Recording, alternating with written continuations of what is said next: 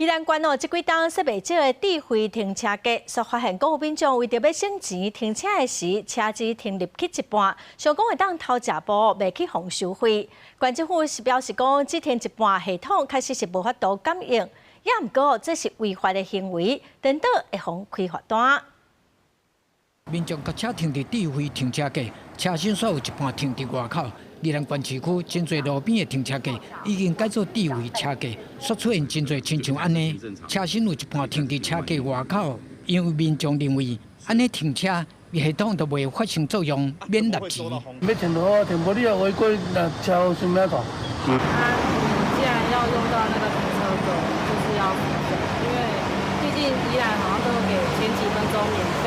民众讲袂使安尼停车。因认为安尼可能会造成塞车，也是发生车祸。实际来到智慧停车格测试，发现亲像安尼，把车停伫智慧停车格10分钟，有影免纳钱。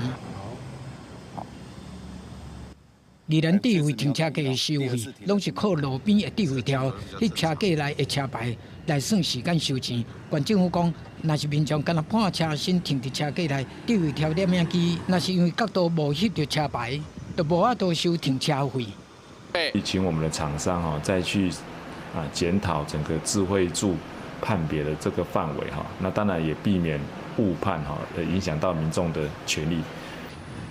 县政府讲，如果车身无规个停入去车格内底，违反道交条例，会当照无同的状况罚600也是1200块，而且警方加强稽查甲处罚，嘛请智慧车格业者检讨所谓智慧条判托的范围。记者综合报道。